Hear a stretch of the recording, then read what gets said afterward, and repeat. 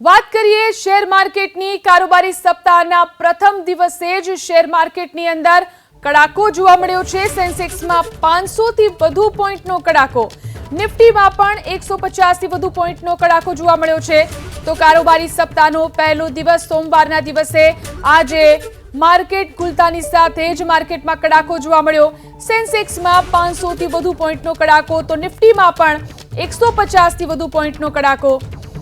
વધુ જાણકારી મેળવીએ માર્કેટ નિષ્ણાત જયદેવસિંહ ચુડાસમા આપણી સાથે ફોન લાઈનથી જોડાયા છે।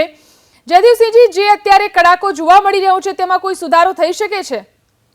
બિલકુલ, સતત 9મા દિવસે આજે ભારતીય શેર બજાર ઘટાડા સાથે ઓપન થયું છે અને અત્યારે પણ ભારતીય શેર બજારની જો વાત કરવા જઈએ તો અમેરિકન રાષ્ટ્રપતિ ડોનાલ્ડ ટ્રમ્પની જે નીતિઓ છે તે ઇમર્જિંગ માર્કેટની જે અર્થવ્યવસ્થા છે તેને થોડાક સમય માટે હિટ કરી શકે છે, મતલબ કે થોડીક મહદઅંશે ડેમેજ થઈ શકે છે અને આ વાતનું જે એક નેગેટિવ રિફ્લેક્શન વિદેશી રોકાણકારોમાં જોવા મળી રહ્યું છે અને તેઓ સતત ભારતીય શેર બજારમાં વેચવાલી કરી રહ્યા છે અને તેને લઈ આજે સતત 9મા દિવસે ભારતીય શેર બજારમાં ઘટાડો જોવા મળી રહ્યો છે।